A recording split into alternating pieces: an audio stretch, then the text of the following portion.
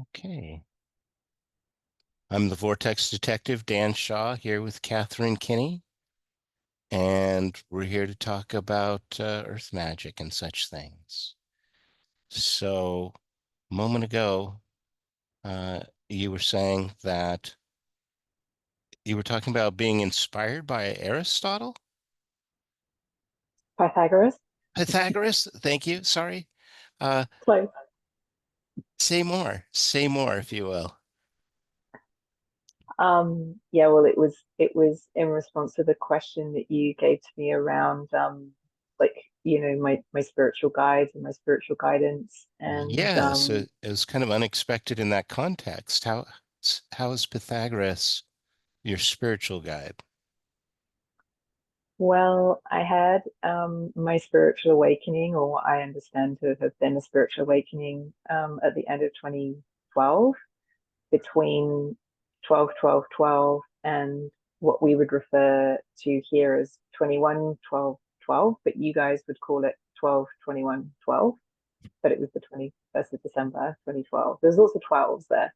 Um, and it was during what many people refer to as the 0 point portal. So the 0 point portal opens on 12/12 and closes on the 21st of December each year, which I knew nothing about at the time. And during that portal is when I had my awakening. Um, and I only am aware of the significance of all of that and the dates and the numbers since.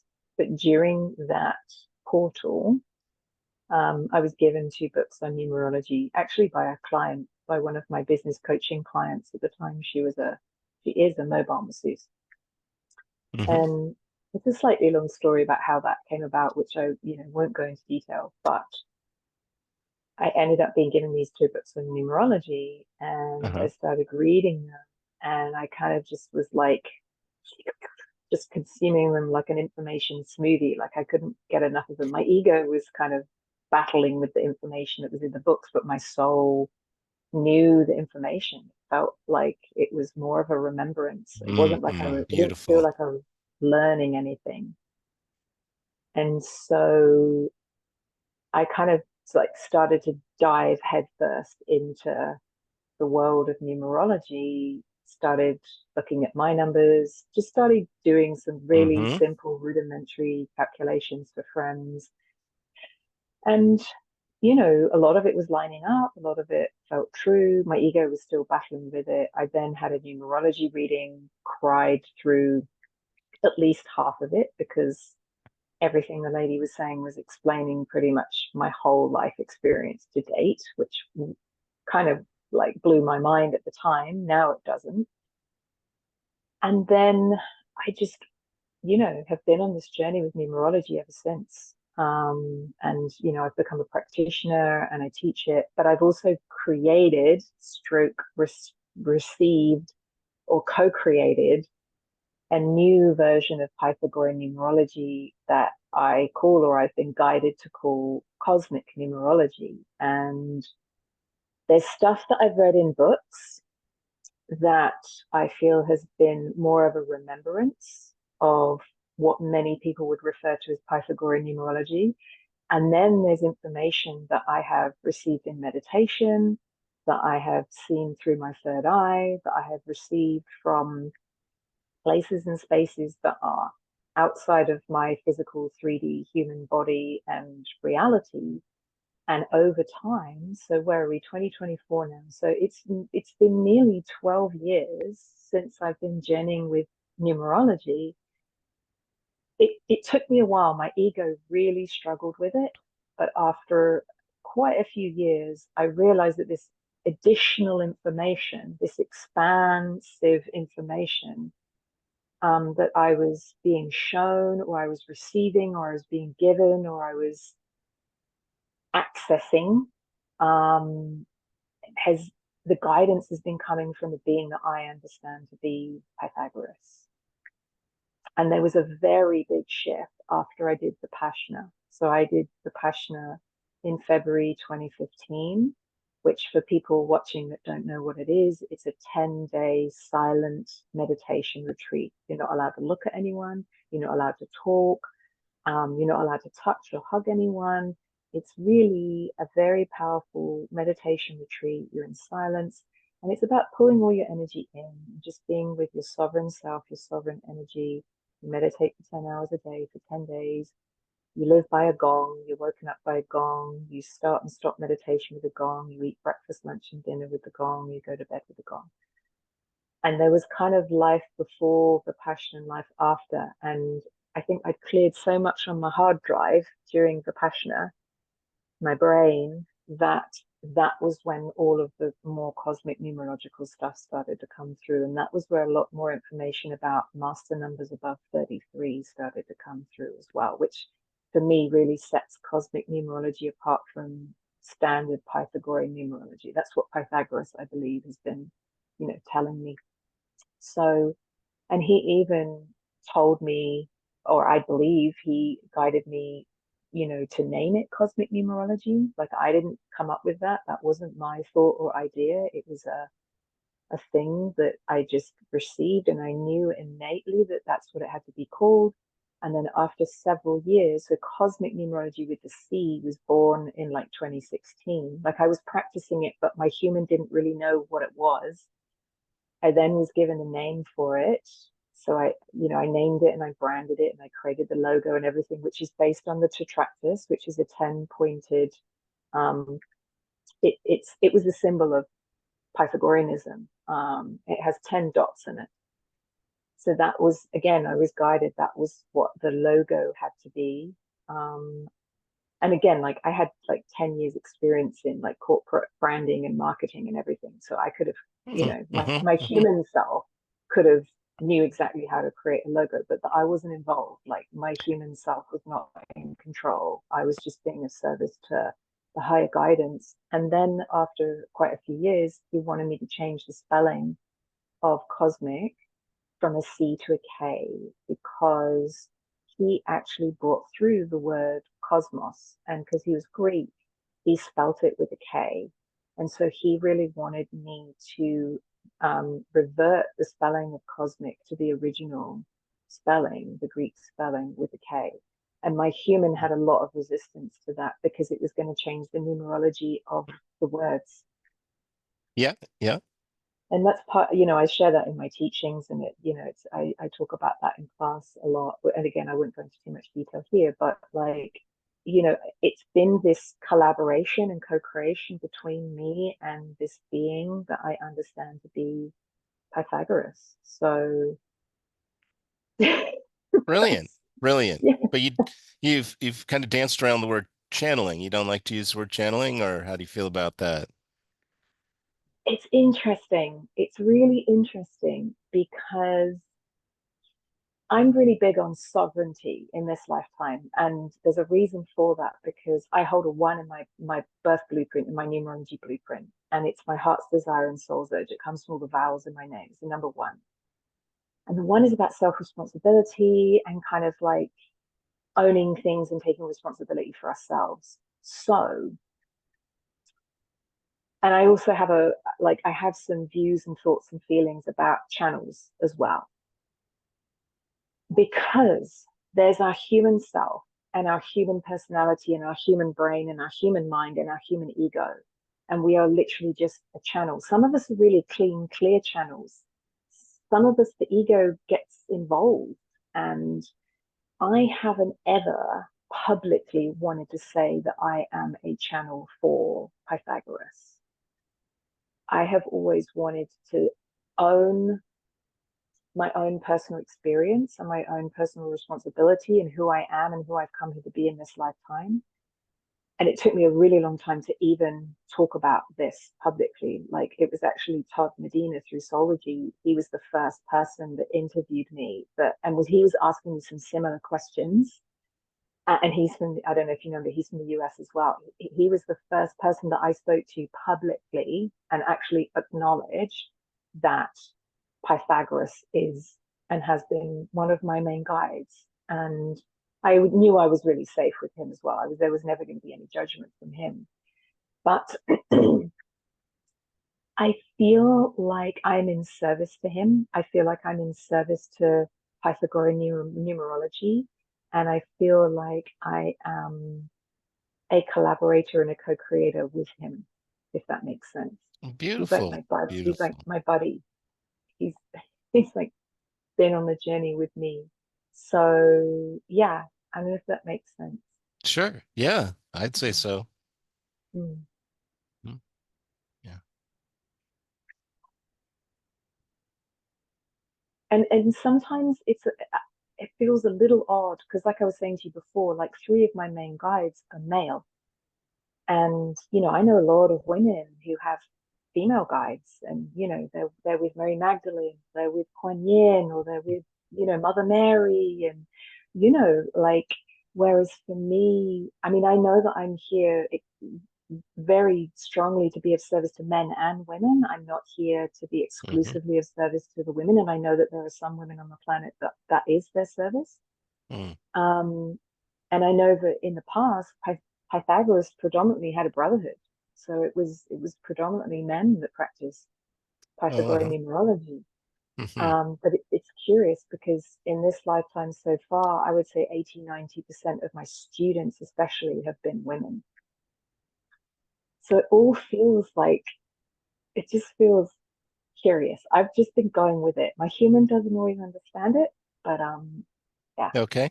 Well, yeah. will you say something precise about your class that you teach and maybe your website address? Oh, sure.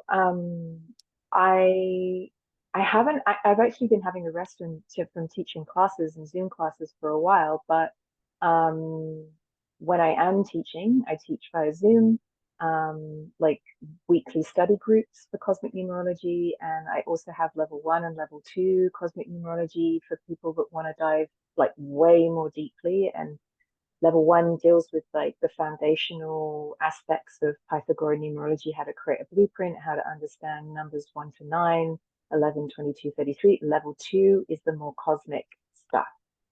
It's master numbers 44 to 99, the triple numbers, and how we can use numerology in relation to like business, addresses, countries, and to understand the numerological vibration frequency of words beyond names and things like that.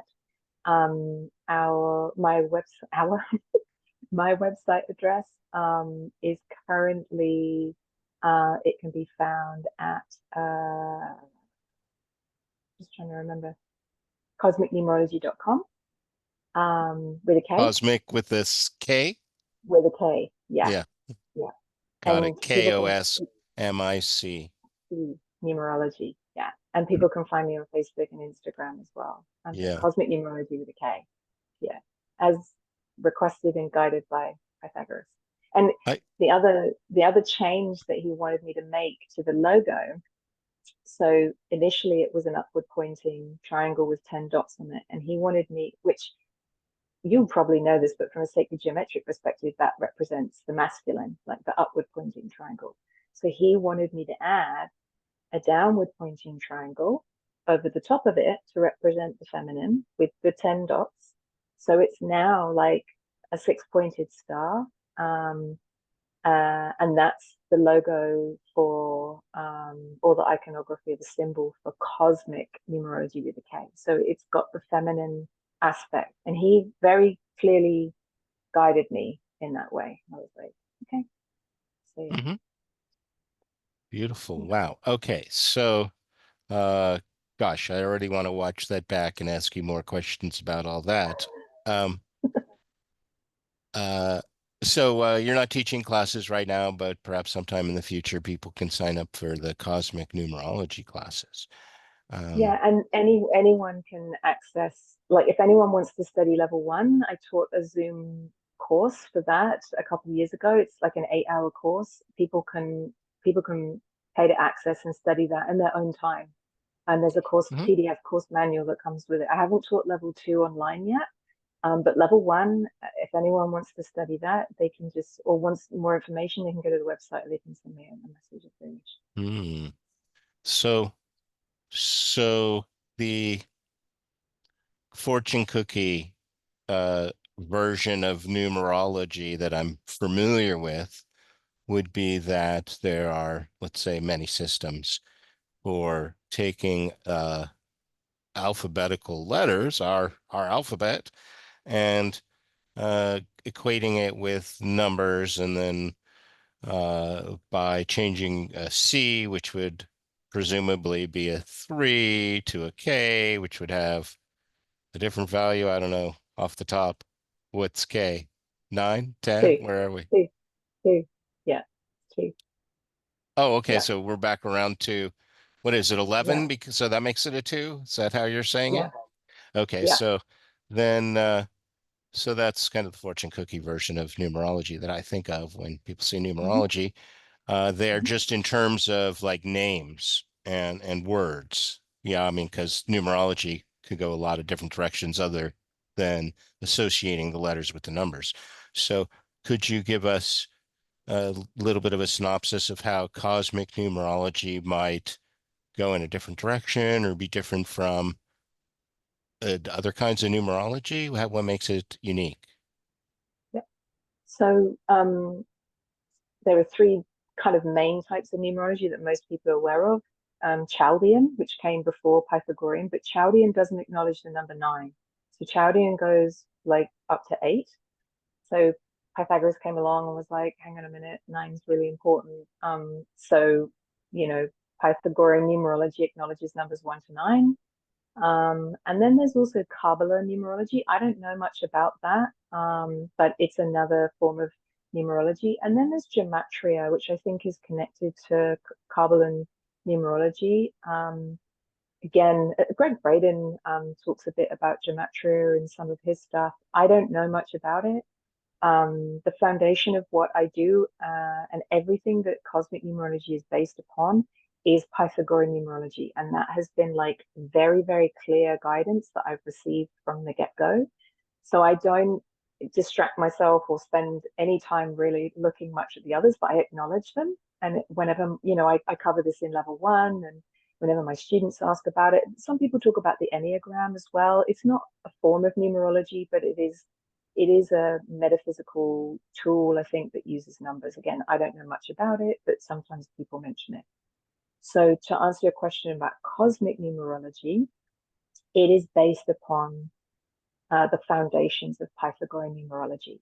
So it uses the calculation system, which is A is 1, B is 2, C is 3, D is 4, E is 5, F is 6, G is 7, H is 8, I is 9, and then it goes back to J is 1, K is 2, L is 3, etc. So we attribute numbers 1 to 9 throughout the alphabet to then apply that to letters in a name or a word to calculate the Pythagorean numerological frequency of that name or word. And then there's additional calculations that you can do to calculate like the 5 major numbers in someone's blueprint, for example. But there are two other main, I wouldn't say differences, but like the way I explain it to my students and clients and in class is that cosmic numerology is essentially an expansion of Pythagorean numerology. That's how Pythagoras has kind of explained it to me. And he said to me, I was explaining this just to a client the other day, that as a collective, we are at a level of consciousness that we are ready for this expansion of Pythagorean numerology. And so the difference between cosmic numerology and any other Pythagorean numerologist on the planet or someone teaching it is that it acknowledges master numbers above 33. So most numerologists will acknowledge or read or teach about numbers 1 to 9. I call them the mortal numbers. They're very earthly. They're very connected to our 3D human experience. And then there are the master numbers, which are the double digits that are the same. So 11, 22, 33, 44, 55, etc. Most numerologists on the planet currently only acknowledge master numbers 11, 22, and 33. I, in cosmic numerology, and my students are able to acknowledge and read for and explain master numbers 44 to 99, which is really important because there are some people on the planet that hold those in their blueprints. which most other numerologists wouldn't see or recognize or be able to explain. And and for me, the higher the master number, the older the soul, the more advanced the soul. And then Okay. the other difference, hence, like I was saying to you before, like I associate Baba G with the 99 frequency, for example. I Right. associate Christ with the 33 frequency. I associate Mary Magdalene with the 44 frequency, etc. So, these master number frequencies, my understanding is that it's important that we're recognizing them just in general. It's important we're recognizing them in the blueprints of the people that hold them on the planet. And then the other big difference between like cosmic numerology and Pythagorean numerology is that I connect numbers with stars and star systems and star clusters, which kind of makes it very cosmic, so to speak. So you're meaning cosmic quite literally. Yeah. Wow. Okay. Um, Good. Let me just reflect on that for a moment.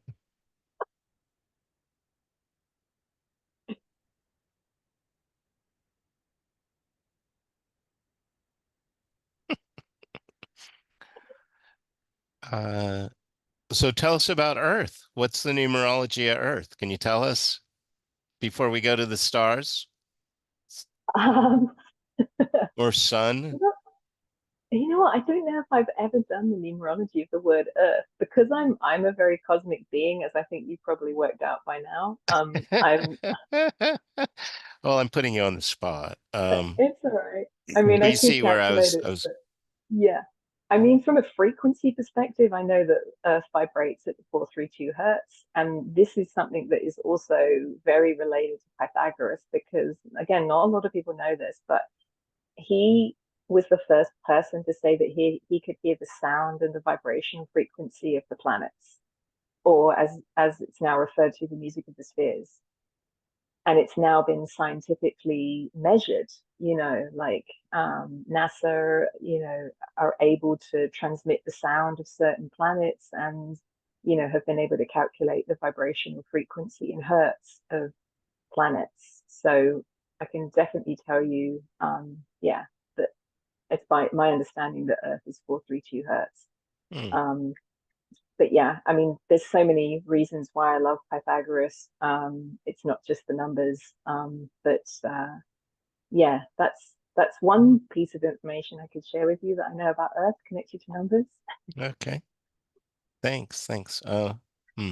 Okay, so just but to follow that tack, the kind of I was leaning towards there.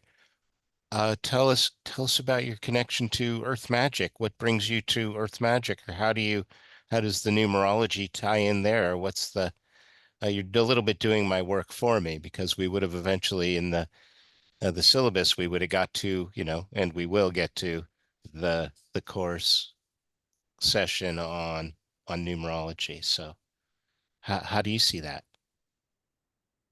Well, one of the ways that I use numerology with Earth is to decode the numerology of places and place names. So that's been very, very interesting for me. Nice. Say that's very geomantic.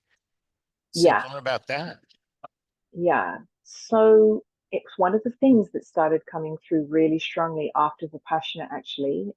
It was whilst I was integrating the Vipassana, some days I would just sit down with my notebook and I would just be writing out lines and lines and lines of country names or cities or places all over the planet with the Pythagorean numerological frequency or coding for them.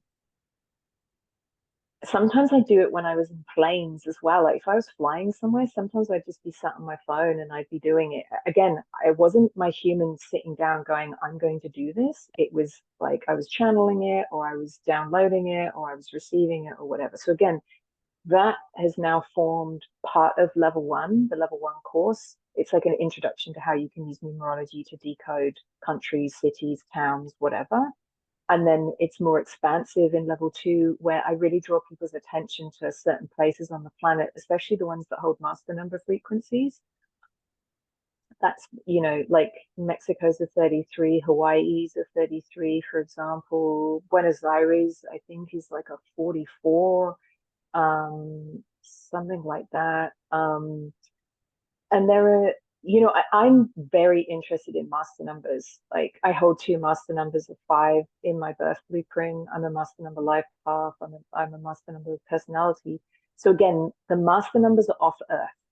They're multidimensional frequencies, whereas the Earth, I do have 3 earthly numbers in my blueprint. So, but I find the off Earth stuff more interesting than multidimensional stuff.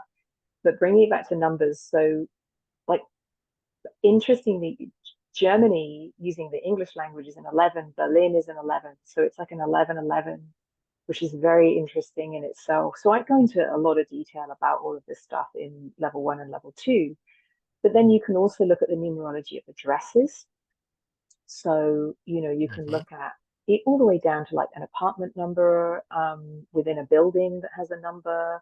You can decode a house name if a house has a name instead of a number. You can decode the street, the avenue, the laneway, whatever it is, the road you live on numerologically. You can Mm-hmm. decode the village, the town, the city that you live in, the country, the Mm-hmm. state, the county, whatever it is. And so I teach that. And what I've found is it is so incredible, Dan. Like, when I find when you know and understand the numerology of even the address that you're living in, and it can be obviously different from home to home, there's a vibrational frequency that is associated with that number that has been attributed to the house or the apartment. And then again, when you're decoding the name that's been attributed to whatever street or, whatever you live on, Mm-hmm. like, Mm-hmm. I'll just give you an example. So I've just moved to temporary accommodation, and I've lived in this location on like 2 other occasions, but oh my God, there's lots of fives in the address. So it's 23. So number 23, 2 plus 3 is 5. And then the numerology of the laneway that I live on is a 5. I find it a bit discombobulating when I'm living here because the 5 can be a bit of a chaotic energy. It's not very grounded. It's not very structured. The 4 is very grounded and structured and Mm-hmm. orderly. And I just came from a place called Mullumbimby. Mullumbimby's a 44 frequency, like uber, like the master frequency of the 4. It's also a place where a very, very powerful energy line and song line runs through it, which for me is no coincidence at all. So, and I don't hold 5s in my blueprint, my birth blueprint. So it kind of helps me better understand certain human experiences that I'm having at certain addresses, especially if there are numbers in the address that are not so familiar to me or a bit different. But then if Cool. we were to geomance the area, I also feel like there'd be some pretty interesting earth energies around here as well. Mm-hmm. I haven't geomanced any of it. So, and then the name of the place that I live in is called Tiagra, and when you decode that, that's a 9. And it's really, really interesting because the 9 can be associated with the past, but it's also very strongly associated with nature. And this area is like a portal within this whole area that I live in. It's quite protected, it's quite rustic, it's not that modern, it's not that accessible, it's a bit hidden, and it's quite veiled. Like, some people don't even know it's here, don't even know it exists. So, for me, when I know and understand the numerology of where I'm at and the place or an address that I'm living at, it's just an extra dimension of earth magic. And then I start to mix it with like everything else I know, everything else I'm interested in, whether it's geomancy, earth energies, telluric currents, vortexes, portals. And then there's the original indigenous stories, knowledge, wisdom that comes into it. And then off Earth is the star law and all the stuff off Earth, but I'll just stay with the Earth for now because that's what you've asked for. So Okay. Oh, let me yeah. pause you there. Just Mm, to to add that if folks have a date where they have initiated building or moved in, then that also gives you a set of numbers that you can work with. Yes, absolutely. Yeah, So, yeah. so I've suggested in the past that folks create a baby book, but for their place, for their home or Mhm. wherever they are. That would be like the birth date in the baby book analogy. Yep. I would love to hear more about Mullumbimby, because I think that's where I cut you off last week. Um, but if you don't mind, could we just take like a 3-minute pause? Sure. Okay. Um, great. I'm just going to do that then. I have 10 minutes till the hour, but I'll just Hmm. be back on screen in 3 minutes. Okay, Sure. beautiful. Beautiful. So I guess I'm going to pause recording.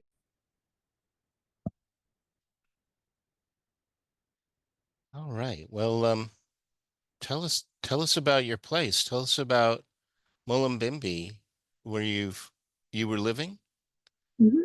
and maybe about how you transitioned from living to the UK, how long ago that was, or what what caused that? What was your impetus there? Hmm. Um, well, maybe I'll answer that question first, and then I'll speak about Mullen. Um, so it's a really long story, but the short version is, let me try and tell you the short version. Um, it got to about 2010. So yeah, I turned 30 and it's probably a similar story for some people, I guess, like wasn't really happy with my life. Like, kind of on paper, was doing all the things that life tells you to do, like had a really good high paying job, had a partner, had a dog, living in a beautiful apartment, had lots of money, you know, but kind of was miserable and didn't really felt like there was a bigger reason why I was here, but I didn't really know what it was and I didn't know how to find out. And I just pretty much ended up leaving the UK to go traveling. Initially, it was not long after my 30th birthday, and I kind of left my job, left my partner, left the dog, left the apartment, left London, packed my life up into boxes, and moved it all back to the West Country in England, where I'm from, Mm. Somerset, and went to Machu Picchu, went to trek the Inca Trail to Machu Picchu because I really wanted to do that for a long time. And this was before my spiritual awakening. So I had no real understanding of like the earth magic significance of that place. I do now. And it was the first time that I was having like receiving multidimensional communication actually from, you know, other beings. I didn't really understand what was happening at the time, but the Incans were definitely communicating with me when I was there. And but I just didn't really think any more of it. And it's We can't really gloss over that part. Um, gosh,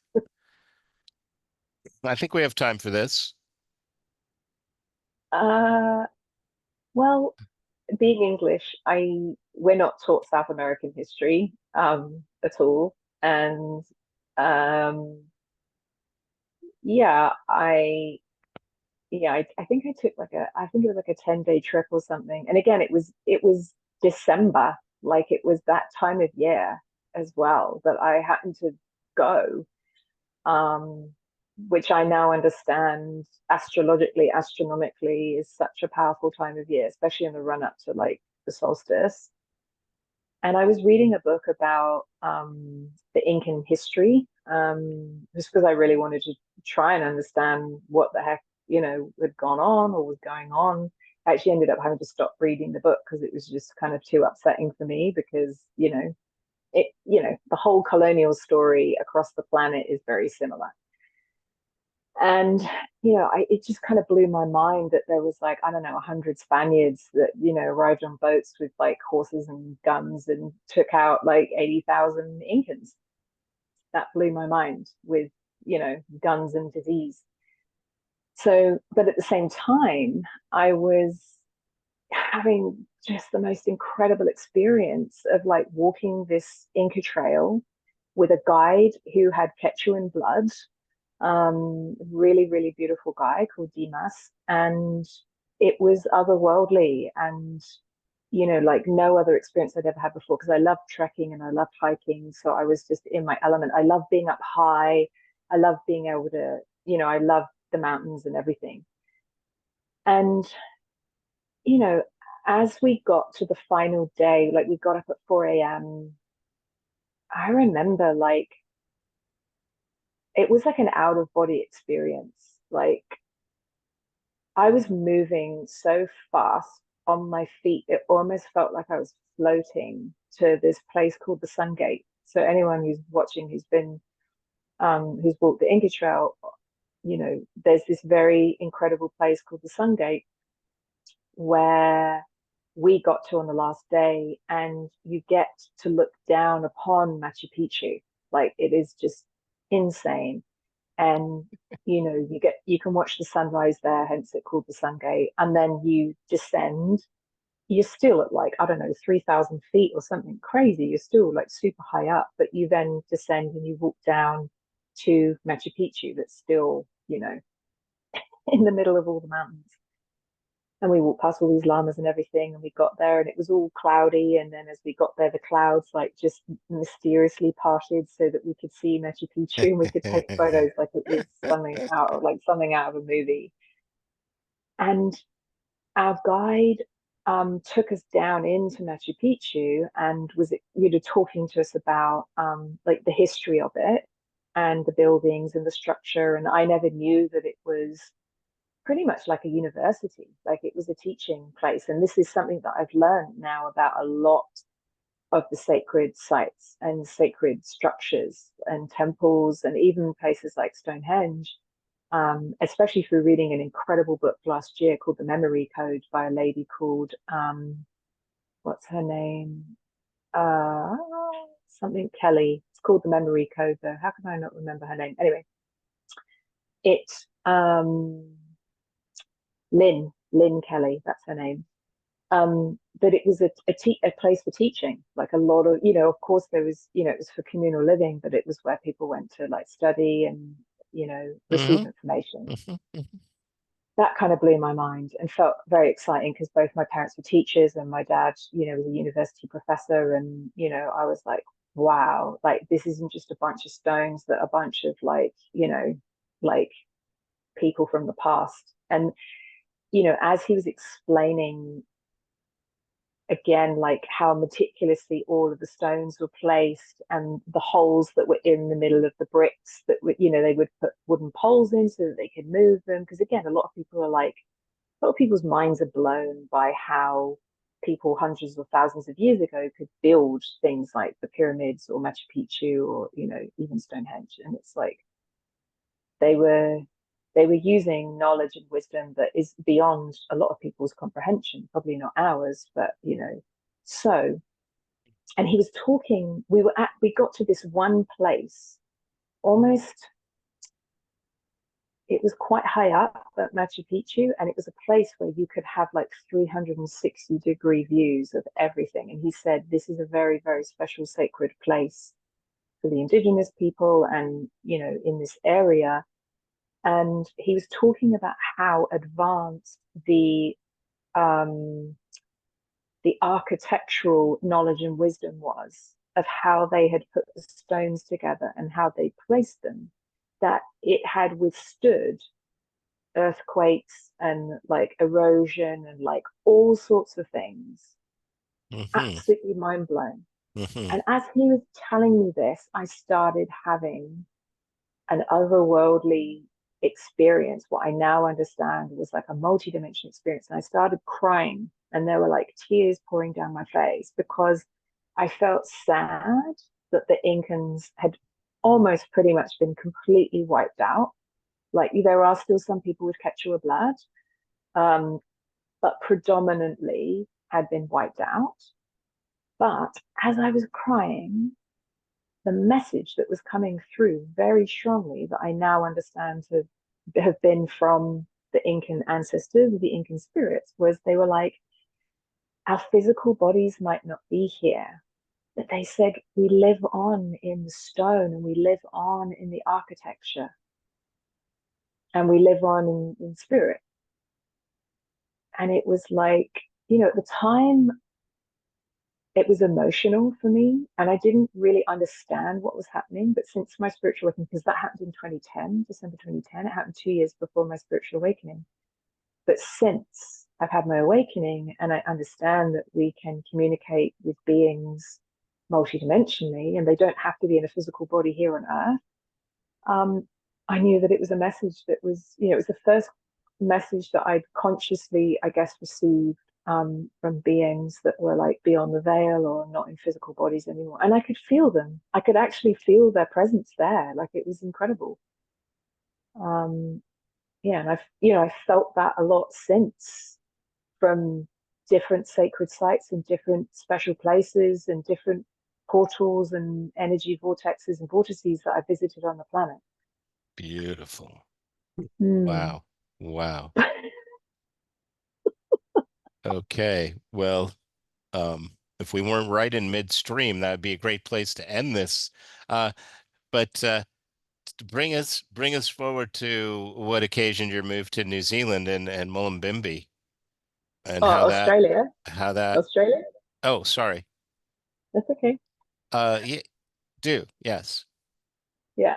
I mean, I thought I you said New South Wales. New South Wales. Yeah. I mean, Okay, we're very thank you. close to New Zealand. Yeah. We're across the ditch, as it's referred to here. Um, Okay. I nearly, if my visa hadn't worked out first time round, I probably would have ended up in New Zealand. But yeah, so I had that experience in Peru and at Machu Picchu, and it kind of whet my appetite for traveling, even though I was super scared and nervous. But 6 months later, I just knew I needed to leave the UK, and I didn't really want to live there anymore for many, many reasons, mainly kind of political and I don't know. I mean, I love England, but generally the weather's not very nice and it's a bit grey and gloomy and you don't see the sunshine that much. And even though there's pockets of joy and really beautiful, wonderful, amazing people and communities, generally it felt a bit bleak and not very fun place to be. So I was looking for somewhere else to move to. And I actually felt like I was or thought I was going to end up in California. That was where because I've always had a very, very strong connection to California and love for California. And I'm Hmm. certain I've lived there in past lives, especially kind of San Francisco. And, I have a strong connection to Big Sur and obviously Shasta now as well. Like, it was the first place I visited on the planet as a teenager where I didn't want to leave and it felt familiar and it felt like home, Hmm. but I couldn't explain it. So that's where I thought my round the world trip would take me when I left the UK in May 2011 on a 9 month trip. But 6 months in, again, long story, I got an infected spider bite in the back of my knee, trekking in the Cameron Highlands of Malaysia, had emergency surgery on it in Singapore, nearly died of septicemia. And I know my life's bonkers. But the next stop was Australia. So I landed in Australia in August 2011. I was recovering. I had to go to hospital every other day for about 6 weeks whilst the abscess wound in the back of my knee healed. And that was when I really kind of started to slow down and was like, wow, the sun shines here, the sky is blue, it's warm, everyone seems way happier and more chilled than the UK. This could be a nice place to live. Um, Similar vibes to what I've had in like Southern California, like the weather's just so beautiful and amazing down there. I love the sun. I love the sun and warm. So yeah, I healed. I spent 6 weeks healing, then went to New Zealand for a month, but pretty much every day I was in New Zealand, I just was missing Australia. So I made the decision on the 13th of November to switch my flights. I was meant to fly to Buenos Aires. Um, and then it got changed. I was meant to fly to South America, but I switched my flights and I flew back to Sydney, Australia. And I this has been my place of residence, so to speak, ever since. Like I've traveled a fair bit, but and what I now know is that it was the land that was calling me. And I felt very at home on the land. And as soon as I came back here, like I got a six-figure salary job really quickly. Like there were all these beautiful people that I met. Then I started studying NLP and life coaching and business coaching and started my own business and got a business coach and sponsored myself for a 4-year visa through my own business. And like all these incredible things were flowing. And literally my 4-year visa came through on 12/12/12. And that was when my spiritual awakening happened. I think you said So NLP. yeah. We will you give us a little bit of boilerplate on what that is for folks who, or how you understand that, or Yep. Yep. bring So that into your life? Yeah. so NLP stands for neuro linguistic programming. Within the medical system, the closest thing is CBT, cognitive behavioral therapy. And it's just a really, really amazing modality and tool and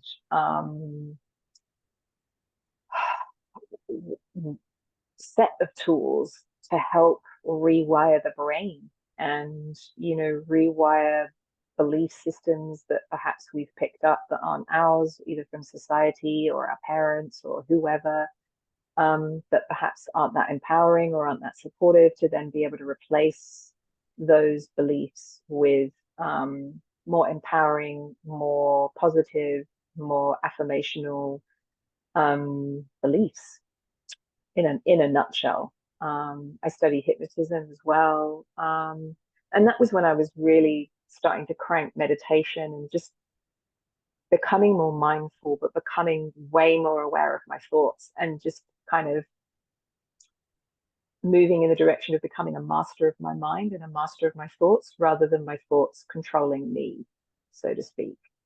So that started pretty much beginning of 2012 actually. And because of the work that I was doing and what I was studying and the business coach that I had and the work I was doing on myself, I was able to move all these limiting beliefs and all the things that were in the way of me becoming an entrepreneur, which I actually wanted to do since I was 23 when I graduated, but I didn't have the confidence or the support or the mentorship or anything. Hmm. It's amazing.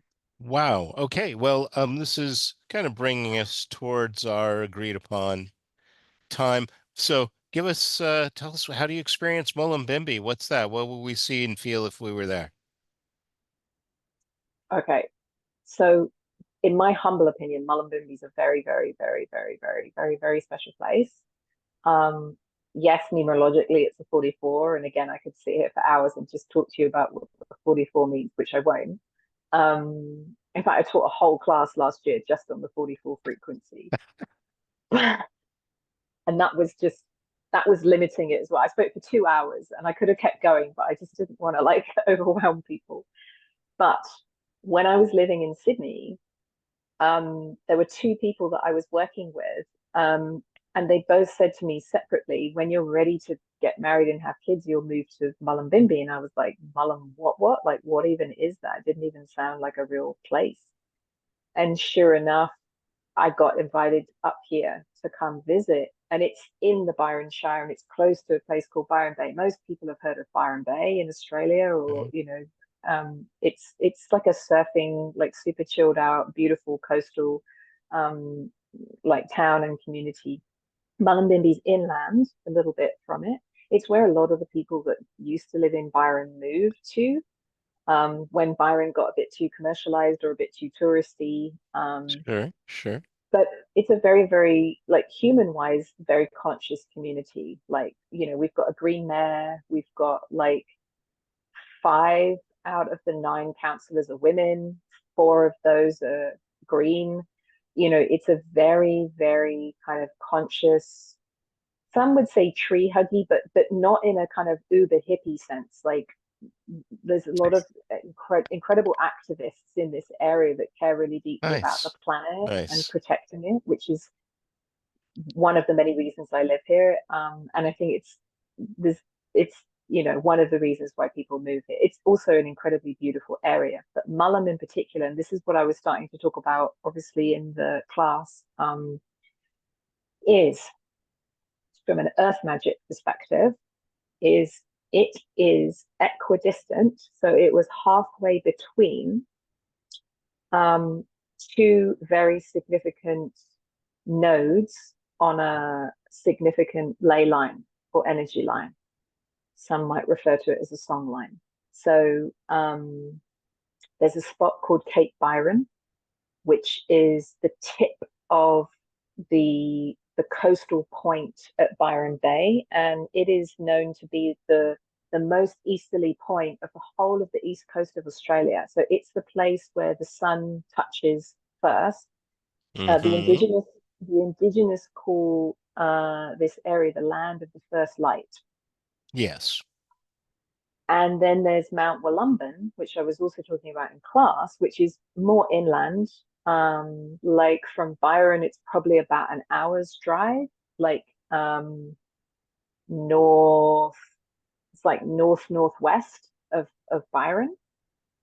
And that is the place inland that the sun touches first. And the sun actually touches Wollumbin before it touches Cape Byron.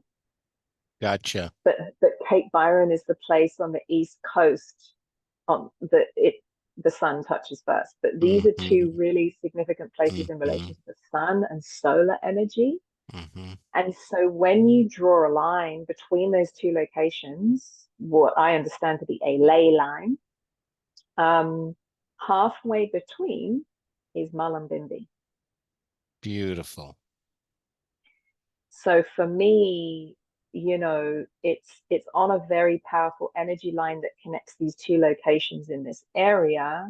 It's also right next to a very, very, very special sacred site that is not functional anymore. But when it stood, it probably would have been the largest set of stone circles on the planet. It had over 500 stones and two gigantic stone circles right next to Mullumbimby, and it was the place for creating cultural law and for ceremonial gatherings that where original Indigenous people came from all across Australia. Mm-hmm. It's been damaged and destroyed, but when it stood, and I've been studying this ever since for 9 years, actually, that particular location, Mm-hmm. very close to Mullum, very, very close. So, and it would have been built, as you all understand, and anyone watching that understands earth energies and earth magic and sacred sites, it was built on top of a very, very powerful energy vortex, which some people say is a Pleiadian portal. And, the final thing to share about Mullum is obviously, or Mullumbimby, it's connected to Cape Byron along that energy line. It's connected to Wollumbin, which, in my humble opinion, is one of the, if not the most powerful mountain in the whole of Australia from an earth energy perspective. But then that line is connected to Uluru and Kavajuta. And, many people acknowledge that to be from an earth chakra perspective, it's many people refer to it as the solar plexus of the planet. Whether you refer to it or not, it's a great big hunk of rock that's massive in the middle of nowhere, in the middle of the central desert, in the smack bang, almost in the middle of Australia. And so the energies that come from and are connected to Uluru are connected to Wollumbin, run through Mullum, and are connected to Cape Byron. So that's just a little kind of nuggety snapshot of why Mullum's really important and special to me. Beautiful. Beautiful. Mm. Excuse me. So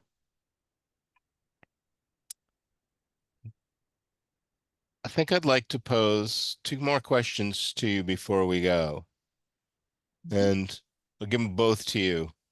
now since they're tip of the tongue. One is about the significance of different latitudes, because we would have a 33rd degree latitude and a 44-degree latitude. So uh, I would ask you what your feeling is about that numerologically, if you have any background experience on that. And then secondly, I would ask um, what you are hoping to get out of the Earth Magic course. Sure. So interestingly, I mean, I've been starting to look at latitudes probably over the last maybe 2 or 3 years, maybe even since 2020. I haven't yet looked at the significance of things that are on a master number latitude. But that would definitely be something interesting to look at. And from a master number vibrational perspective, I'm certain that there would be some things to pay attention to, for sure. Because I already know that I haven't memorized them, but there are particular latitudes that kind of connect, especially from a sacred site perspective. So yeah, that would definitely be something interesting to look at. One of the things that's been always very interesting for me is synchronicities. So I follow the synchronicities quite a lot. So if something shows up in my life, I will then start to kind of follow that white rabbit. Yeah. Um, Especially if people pose me questions. And sometimes this happens like in class, like someone will ask me a question that I've considered, but I've never kind of dove really Sure. deep in. So um, that's definitely, that would definitely be something interesting to look at for sure, and to look at the synchronicities. And then in terms of what I'm looking or hoping to get out of the Earth Magic course, I mean, you know, you're a master of the vortex space, like that's your domain, that's your world, that's your jam. And it's quite rare these days, actually, that I do courses. Um, Very rare. I used to do a lot, but in the last however many years, it's normally been an amalgamation of like meditation, maybe books, maybe documentaries. I did do this amazing course or watch this course by Freddie Silver, which was around how to like build sacred sites and sacred structures, or what are the core ingredients. And I'm reading his book at the moment, which is called The Divine Blueprint, which is just Beautiful. insane. But in relation to your course, like, I mean, I've never come across anything like it ever. And I mean, I've shared it with all my followers, and I shared it with a dear friend of mine who lives in this area, and we geek out on this stuff all the time. But she's pretty much the only person in my 3D reality that I geek out about it. But I'm just really interested to hear from you and listen from you as someone who's, mastering this stuff and who's been fully immersed in this stuff for as long as you have, and to receive your knowledge and your wisdom and your information and your guidance, because as much as I've been studying this stuff for the last 9 years, like, I've never had a teacher, I've never had a guide, I've never had anyone like laying it out or even sharing things from an introductory perspective. I've just been like gathering bits and pieces, and Hmm. just Hmm. I had one friend in the US, and we kind of journeyed together for about 6 months, and we were sharing lots and lots of stuff because she was really interested in this.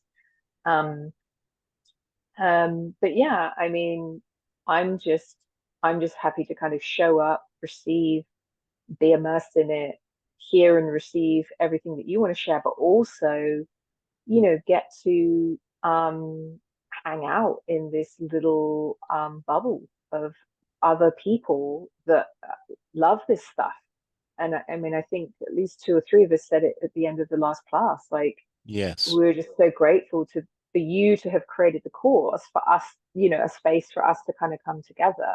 Because I have lots of friends that are interested in this stuff, but we live all over the world, and I wouldn't necessarily be bringing people together, because I mean, I could create a course, but I don't feel like that's what's meant to happen. Like, Yeah. numbers are my main jam, and I'm Hmm. still in research mode, I feel, for the Earth Magic and the Hmm. sacred site.